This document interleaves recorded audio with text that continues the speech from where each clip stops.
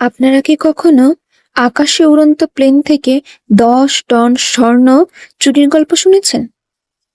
যেটা আমরা ভাবতেও পারি না, সেটা করে দেখিয়েছে একদল চোর। আজ আমরা এমনই একদল জিনিয়াস চোরদের মাস্টারমাইন্ড প্ল্যানে করা চুরির কাহিনী শুনবো। 2024 সালে রিলিজ হওয়া এই অসাধারণ মুভির নাম হলো লিফট। এটি মূলত একটি অ্যাকশন থ্রিলার মুভি। চলুন তাহলে জেনে নেই কিভাবে তারা এত সেফটির মধ্যে রাখা 10 টন স্বর্ণ আকাশে উড়ন্ত প্লেন থেকে চুরি করলো। মুভি শুরু হয় ভ্যানিস নামক একটি শহরে। সেখানে আজকে একটি সেমিনারের আয়োজন করা হয়। সেখানে বিশ্বের সব ধনী ব্যক্তিরা আসে অনেক দূর থেকে। সেখানে সবাই মাস্ক পরে অংশগ্রহণ করে। সেখানে বিভিন্ন দামি দামি জিনিস নিলামে করা হবে। এবার আমরা সাইরাস নামের একজন ব্যক্তিকে দেখতে পাই। সকলের মতো সেও সেই প্রোগ্রামে অংশগ্রহণ করেছে। এই প্রোগ্রামে অনেক ক্যামেরা লাগানো ছিল, এমনকি পুলিশেরাও সেখানে পাহারা দিচ্ছিল। গোপনে গোপনে পুরো প্রোগ্রামটির উপর নজর রাখছিল ইন্টারপোলের পুলিশ অ্যাবি। অ্যাবি এখানে ক্যামেরার মাধ্যমে সাইরাস এবং তার পুরো টিমের উপর নজর রাখছিল।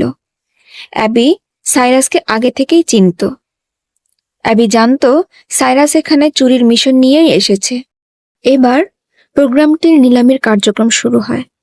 সেখানে একটি প্রাচীন পেইন্টিং নিলামে ওঠে। বিরাট ধনী একজন ব্যক্তি 2 কোটি টাকা দিয়ে সেটা কিনে ফেলে।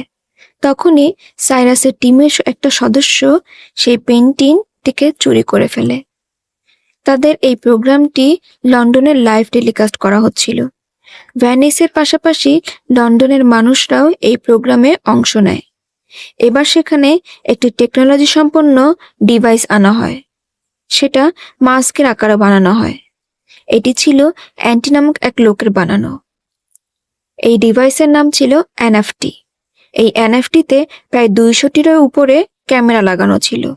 এর মধ্যে অনেক শক্তিশালী এআই সিস্টেম ছিল, যেটা যে কোনো ছবিকে এআই দিয়ে পেইন্টিংয়ে কনভার্ট করতে পারে। তখন সাইরাস সেখানে এই ডিভাইসটিকে কেনার জন্য দাম বলে। অন্যরাও দাম বলে। সেই ডিভাইসের দাম যখন 2 কোটিতে আসে, তখনই সাইরাস সেখানে 2.5 কোটি দাম বলে। ঠিক তখনই সাইরাসের টিমের সদস্য মিসু তার হাতে থাকা বাটনটি প্রেস করে। এতে সঙ্গে সঙ্গে সেখানে ইমার্জেন্সি অ্যালার্ট শুরু হয়। সেখানে সবাই ভয় পেয়ে বাহিরে চলে যেতে লাগে। এই সুযোগে সাইরাস সেই ডিভাইসটির মালিক অ্যান্টির কাছে আসে। আর এই ডিভাইসটি সাইরাসের কাছেই 2 কোটি দিয়ে বিক্রি করতে বলে। প্রোগ্রামটি নষ্ট হওয়ায় এই ডিভাইসটির দাম কমে যাবে, আর পরবর্তী প্রোগ্রামে এর থেকেও ভালো ডিভাইস আসবে। তাই 2 কোটি দিয়ে এই ডিভাইসটি বিক্রি করাই বুদ্ধিমানের কাজ হবে। অ্যান্টি এতে রাজি হয়ে যায়। তখন মিসু আর সাইরাস অ্যান্টিকে তাদের সাথে নিয়ে যায়।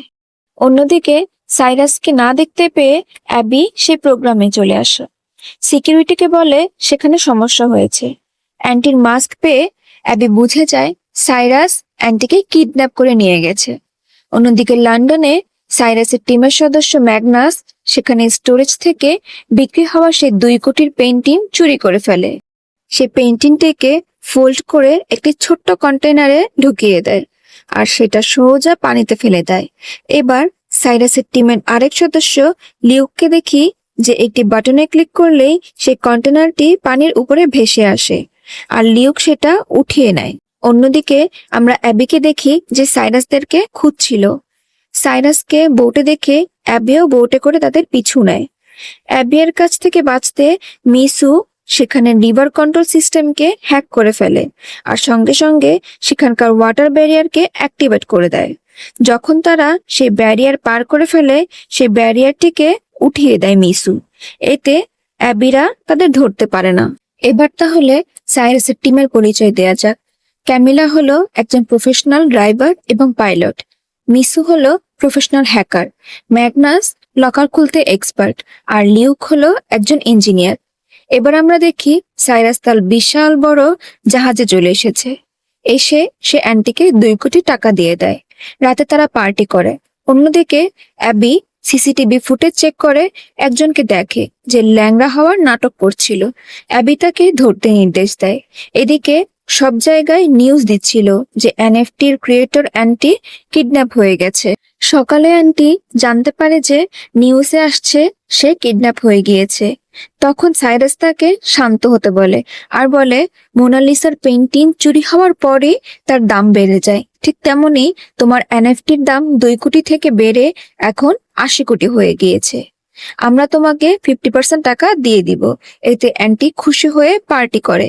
কিছুক্ষণ পর সাইরাস সেখানে জিজ্ঞেস করে তাদের টিমের আরেকজন মেম্বার ডেন্টন কোথায়। অন্যদিকে আমরা ডেন্টনকে দেখি যে কিনা অ্যাবির সামনে বসেছিল। অ্যাবি তখন ডেন্টনকে সাইরাস সম্পর্কে প্রশ্ন করছিল যে সাইরাস এখন কোথায়। ঠিক এমন সময় অ্যাবির কাছে একটি পার্সেল আসে যেটা তাকে সাইরাস পাঠিয়েছিল। এই পার্সেল দেখে বোঝা যায় যে একসময় অ্যাবি এবং সাইরাসের মধ্যে সম্পর্ক ছিল। যখন থেকে অ্যাবি জানতে পেরেছে যে সাইরাস একজন চোর, তখন থেকেই অ্যাবি তার সম্পর্ক শেষ করে দেয় আর তখন থেকে তাকে ধরার চেষ্টা করছে। এর পরের সিনে আমরা দেখি যে অ্যাবিকে তার সিনিয়র অফিসার হ্যাসলি ডাকে এবং তাকে তার রুমে নিয়ে যায়। হ্যাসলি তখন মাফিয়া জর্গন সম্পর্কে অ্যাবিকে জিজ্ঞেস করে। অ্যাবি বলে জর্গন শেয়ার মার্কেটে অনেক পপুলার, এমনকি ব্ল্যাক মার্কেট থেকে অনেক চোরাই মালও কিনে। হ্যাসলি বলে জর্গন সম্পর্কে আমরা অনেক ভয়ানক কিছু তথ্য পেয়েছি। কিছুদিন আগেই নিউজিল্যান্ডে একটা প্লেন ক্র্যাশ করিয়ে 180 জন মানুষ মারে জর্গন। জর্গন আসলে টাকা দিয়ে মানুষ ভাড়া করে বিভিন্ন প্রাকৃতিক দুর্যোগ ঘটায়। এতে করে সেই জায়গায় কোম্পানির শেয়ারগুলোর দাম কমে যায় আর তখন জর্গন কম দামে সেগুলো কিনে নেয় আর পরে তা অনেক বেশি দামে বিক্রি করে দেয়। বেশ কয়েক মাস ধরে আর্থার নামের এক ব্যক্তি জর্গানকে ফলো করছে। আমরা তার থেকে জানতে পেরেছি যে নতুন এক জায়গায় জর্গান বন্যা আনাবে আর তার জন্য সে লিভাইথনকে 10 টন সোনা দিবে। আর তাই আমাদেরকে সাইরাসের সাহায্যে সেই স্বর্ণগুলো চুরি করতে হবে। এরপর অ্যাবি চলে যায় সাইরাসের কাছে। অ্যাবি সাইরাসকে বলে আমি তোমার জন্য অনেক বড় একটি ডিল নিয়ে এসেছি। তখন সাইরাস ডিল সম্পর্কে জানতে চায়। অ্যাবি তখন বলে তোমাকে আমাদের এজেন্সির জন্য বিমান থেকে প্রায় 10 টন সোনা চুরি করতে হবে। তখন সাইরাস জানতে চায় এই সোনাগুলো কার। তখন অ্যাবি বলে যে এই সোনাগুলো জর্গানের। জর্গানের নাম শুনতেই সঙ্গে সঙ্গে সাইরাস মানা করে দেয়, কারণ জর্গান মানুষ মারতে একবারও ভাবে না। সাইরাস যখন রাজি হচ্ছিল না তখন অ্যাবি তাকে ব্ল্যাকমেল করে। সে তাকে বলে তোমার ডেন্টন নামক একজন টিম মেম্বার আমার কাছে বন্দী আর তার কাছ থেকে আমি তোমার এবং তোমার টিমের বিরুদ্ধে প্রমাণ বের করতে পেরেছি। তাই তুমি রাজি না হলে তুমি আর তোমার পুরো টিম জেলে যাবে। তাই সাইরাস বাধ্য হয়েই রাজি হয়ে যায়। পরদিন সকালে সাইরাস তার পুরো টিমকে ডাকে আর সে তাদেরকে এই মিশন সম্পর্কে জানায় আর বলে তাদেরকে 10 টন সোনা চুরি করতে হবে। পরে যখন সবাই জানতে পারে এই সোনা জর্গানের, সবাই এর জন্য মানা করে দেয়। তারপর তাদের কুকীর্তির এভিডেন্স ইন্টারপোলের কাছে আছে শুনে তারা বাধ্য হয়ে রাজি হয়ে যায়। এরপর অ্যাবি তাদেরকে পুরো প্ল্যানটি বুঝাতে থাকে। অ্যাবি বলে প্রথমে ব্যাংক থেকে 10 টন সোনা একটি ইলেকট্রনিক লকারে রাখা হবে, পরে সেটা একটি ট্রাকে রাখা হবে যেটা পুরোপুরিভাবে পাসওয়ার্ড ও গার্ড দ্বারা সুরক্ষিত। তারপর সেটা বিমানের সাথে যুক্ত করে বিমানে সেফলি রাখা হবে আর এর মধ্যেই আমাদেরকে চুরি করতে হবে। পরে সাইরাস সবাইকে চুরি কিভাবে করা যায় এই নিয়ে ভাবতে বলে।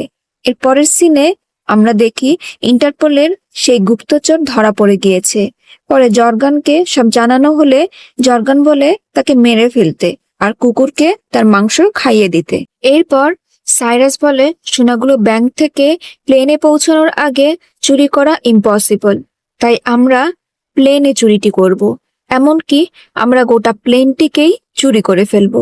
এতে সবাই শকড হয়ে যায় আর বলে একটা গোটা প্লেন চুরি করা কিভাবে সম্ভব। সাইরাস তখন বলে এইটার জন্য আমাদেরকে আরেকটা প্লেনের ব্যবস্থা করতে হবে। তারপর সাইরাস আর অ্যাবি প্লেন নিতে মলসনের কাছে চলে যায়। মলসন তাদেরকে দামি প্লেনটি দিতে চাচ্ছিল না। মলসন তাদেরকে বলে এই প্লেনটি উড়ানো নিষিদ্ধ, কিন্তু তারপরও সে লুকিয়ে লুকিয়ে উড়িয়েছিল। এই সুযোগ নিয়ে অ্যাবি বলে আমি একজন ইন্টারপোলের পুলিশ অফিসার, তুমি বেআইনিভাবে প্লেন চালাচ্ছ, এর জন্য তোমার জেল হতে পারে। আর এই কথা শুনে বাধ্য হয়ে মলসন সেই প্লেনটি দিতে রাজি হয়ে যায়। এরপর মলসন তাদেরকে প্লেনের ফিচারগুলো বলে। প্লেনের নিচে এলইডি স্ক্রিন আছে যেটা দিয়ে যে কোনো কিছু দেখানো যায়। এবার তারা সবাই মিলে প্লেনটিকে একটি গোডাউনে নিয়ে চলে আসে। এখানে তারা প্লেনটিকে মডিফাই করে স্বর্ণবাহী সেই প্লেনের মতো বানায়, যাতে রাডার সিস্টেমে প্লেনটিকে ডিটেক্ট করতে না পারে। এবার ওই লকারের পাসওয়ার্ড খোলার জন্য ম্যাগনাস একটি মেশিন বানায় যেটা লেজার দিয়ে কাজ করে। ক্যামিলা প্লেন চালানোর প্র্যাকটিস করে যাতে সেই স্বর্ণবাহী প্লেনটির নিচে অ্যালাইনে উড়াতে পারে। ক্যামিলা প্লেনটিকে অ্যালাইন করার পর মিসু স্বর্ণবাহী প্লেনের রাডার সিস্টেম হ্যাক করে ফেলবে আর সেখানে একটি ড্রোন বসিয়ে দিবে। ড্রোনটি থাকবে আমাদের প্লেনের সিস্টেমে, তাই কন্ট্রোল রুমে শুধু ড্রোনটিকে দেখা যাবে। এতে কন্ট্রোল রুম বুঝতেও পারবে না আর আমরা স্বর্ণবাহী প্লেনটিকে গায়েব করে দিব। এরপর মিসু সবাইকে জানায় সে এইখানে তার ড্রোনটি তৈরি করে ফেলেছে, কিন্তু সেটা প্লেনে ঢুকাতে দিবে না। তাই বলে সেই ড্রোনটিকে পার্টে পার্টে ভাগ করে মিসু, যাতে সবাই একটু একটু করে পার্ট নিয়ে যেতে পারে। মিসু বলে কন্ট্রোল রুমে আমাদের কাজ সামলানোর জন্য একজন লোক লাগবে। তখন অ্যাবি বলে তার চেনা একজন লোক আছে যে কন্ট্রোল রুমের সিগন্যাল সামলাতে পারবে। এরপর অ্যাবি তখন সাইরাসকে নিয়ে হ্যারির কাছে চলে যায় এবং অফার করে কন্ট্রোল রুমে তাদের কাজটি সামলানোর জন্য। সাইরাস থেকে $10 লাখ অফার করায় হ্যারি রাজি হয়ে যায়। দেখতে দেখতে তাদের মিশনের দিন চলে আসে। অ্যাবি আর সাইরাস একটি কাপল সেজে যাত্রী হিসেবে সেই প্লেনটিতে উঠে পড়ে। তারা বিজনেস ক্লাসে উঠে। এর পরের তলা ইকোনমিক ক্লাসে কয়েকজন উঠে আর সবার নিচের তলায় ছিল স্বর্ণ। তারা সবাই মিশনের জন্য রেডি হয়ে গেলেই সাইরাস জানতে পারে যে তার একজন টিম মেম্বার তাকে ধোঁকা দিয়েছে, অর্থাৎ লিউক তাদের মিশনে আসেনি। এদিকে মিসু রাডার সিস্টেম হ্যাক করার সময় জানতে পারে যে তাদের আশেপাশে জর্গানের লোক রয়েছে। 2জন বিজনেস ক্লাসে আর 3জন ইকোনমিক ক্লাসে আছে।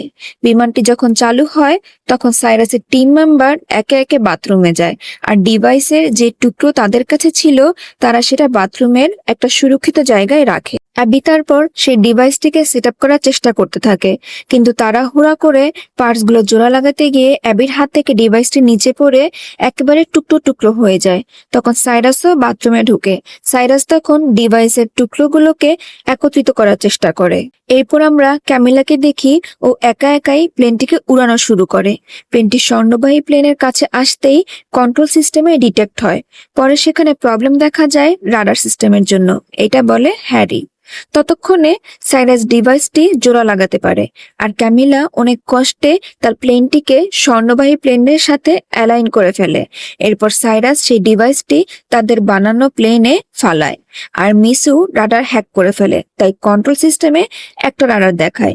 এতে সিনিয়র অফিসার সন্তুষ্ট হয়ে চলে যায়। পরে প্লেনের পাইলটদের দেখি, যাদেরকে কন্ট্রোল রুম থেকে হ্যারি বলছিল তাদের সামনের রাস্তার অবস্থা ভালো না, তাই আপনারা কাছের কোনো এয়ারপোর্টে ল্যান্ড করুন। তাই পাইলট ইমার্জেন্সি ল্যান্ডিং এর ডিসিশন নেয়। পাইলট প্লেনের মধ্যে যাত্রীদের উদ্দেশ্যে বলে সামনের আবহাওয়া খারাপ হওয়ার কারণে তারা অন্য একটি এয়ারপোর্টে ল্যান্ড করবে। এ কথা শুনে জর্গানের লোকেরা বুঝতে পারে এখানে কোনো না কোনো ঝামেলা রয়েছে, তাই তারা বন্দুক বের করে তাদের সেই লকারের কাছে যেতে থাকে। এইটা সাইরাসের টিম দেখে। পরে ম্যাগনাস একটা অক্সিজেন সিলিন্ডার নিয়ে সেই লকারের কাছে চলে যায়। মিসু ম্যাগনাসের সাথে কন্ট্যাক্ট করে কিছু পাসওয়ার্ড হ্যাক করে লক খোলার জন্য, আর ম্যাগনাস তার কাজ করতে থাকে। জর্গানের লোকদের আটকানোর জন্য সাইরাস তাদের সাথে ফাইট করতে শুরু করে। লকারটি আধুনিক যন্ত্রপাতি দিয়ে লক করা থাকায় ম্যাগনাসের লকারটি খুলতে একটু সময় লেগে যায়। ততক্ষণে সেখানে জর্গানের লোকেরা চলে আসে আর তাদেরকে বন্দি বানিয়ে ফেলে। পাইলটদেরকে ওরা জোর করে দুর্গম এলাকায় ল্যান্ডিং করানোর জন্য। পাইলটরা অনেক কষ্টে রিস্ক নিয়ে ল্যান্ডিং করায়। তারপর ক্যামিলাও সেখানে ল্যান্ডিং করে। ততক্ষণে জর্গানের লোকেরা জর্গানকে কল করে সব বিষয় জানিয়ে দেয়। তখন জর্গান বলে, ও আচ্ছা, তাই তো বলি প্লেনের বদলে একটা ড্রোন কেন ল্যান্ডিং করেছে। জর্গান ওদের সবাইকে তার কাছে নিয়ে আসতে বলে। এরপর জর্গানের লোকেরা তাদের স্বর্ণ আর সাইরাসের পুরো টিমকে সাইরাসের সেই প্লেনে উঠায় আর তারা জর্গানের কাছে যাওয়ার উদ্দেশ্যে বের হয়ে পড়ে। তখন ক্যামিলা ওদেরকে ভয় দেখানোর জন্য বলে আমাদেরকে ইন্টারপোলের লোকেরা খুঁজতে আসবে, কিন্তু এতে জর্গানের লোকেরা ভয় পায় না, কারণ তাদের বিমানে কোনো রাডার সিস্টেমই নেই তাদের ট্র্যাক করার জন্য। একটা দুর্গম জায়গায় হ্যাসলি সাইরাসদের জন্য ওয়েট করছিল। পরে তারা জানতে পারে সাইরাসরা ধরা পড়ে গেছে। এরপরে দেখি সাইরাসরা চলতে শুরু করে। ক্যামিলা চালাকি করে প্লেনটিকে উল্টাপাল্টা ভাবে চালায়। এতে করে প্লেনের বিভিন্ন অংশ বাতাসের সংস্পর্শে এসে প্লেনের উপরে দেয়া শিল্ড খুলে যেতে থাকে। তাই তাদের প্লেনটি ডাটা সিস্টেমে দেখা যায়। এতে করে হ্যাসলি তাদের প্লেন দেখে হেডকোয়ার্টারে বলে যে যাত্রীবাহী প্লেনটি হাইজ্যাক হয়ে গেছে, তাই ফাইটার প্লেন পাঠানো হয় তাদের কাছে। অন্যদিকে জর্গানের বাড়িতে লিভাইথন আসে ডিল করতে। লিভাইথন সব জানতে পেরে যায় প্লেন হাইজ্যাক সম্পর্কে। তখন জর্গান বলে সমস্যা নেই, আমরা তাদেরকে ধরে ফেলেছি। অন্যদিকে ফাইটার প্লেনটি যখন তাদের প্লেনের কাছে পৌঁছায়, তারা জানতে পারে যে এটা সেই যাত্রীবাহী বিমান না। তাই অজানা হওয়ায় তারা সেই প্লেনটিতে অ্যাটাক করতে চেয়েছিল। এটা বুঝতে পেরে ক্যামিলা সেই প্লেনটি উল্টা করে দেয়। সেখানে লেখা দেখে বুঝতে পারে যে এই প্লেনটি সিভিলিয়ানদের, তাই ফাইটার প্লেনটি চলে যায়। প্লেনের ভিতর সাইরাস আর জর্গানের লোকেরা লড়াই করছিল। এতে করে প্লেনের একটা ইঞ্জিন নষ্ট হয়ে যায়। পরে সাইরাস আর অ্যাবি মিলে সেই প্লেনটি হ্যান্ডেল করার চেষ্টা করে। সেই প্লেনটি আউট অফ কন্ট্রোল হয়ে ল্যান্ডিং করছিল জর্গানের নিজস্ব বাড়িতে। প্লেনটি শেষমেশ জর্গানের বাড়ির একেবারে সামনে এসে থেমে যায়। জর্গানের লোকেরা তাদের বন্দি বানিয়ে ফেলে।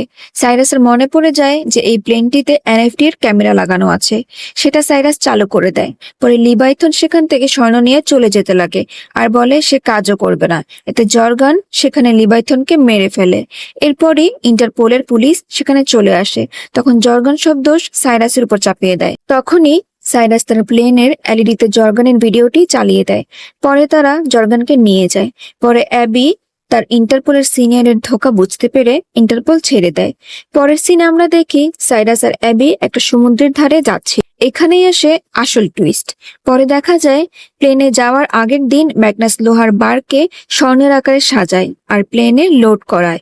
ম্যাগনাস যখন লকার খুলছিল তখনই সে লোহার বারগুলোকে রিপ্লেস করে দেয় স্বর্ণের বারের সাথে, আর অরিজিনাল গোল্ডকে কন্টেনারে করে সমুদ্রে ফেলে দেয়। আর লিউ সেটাকে কন্ট্রোল করে সমুদ্রের পাড়ে নিয়ে আসে। সমুদ্রের পাড়ে তাদের পুরো টিম মেম্বার আসে। পরে অ্যাবি বাটনে ক্লিক করতেই সেই স্বর্ণ ভর্তি কন্টেনারটি ভেসে ওঠে পানির উপরে। তারা সেখানে সব স্বর্ণ ভাগাভাগি করে নেয়। এভাবেই তারা তাদের প্ল্যানে সফল হয়ে যায়।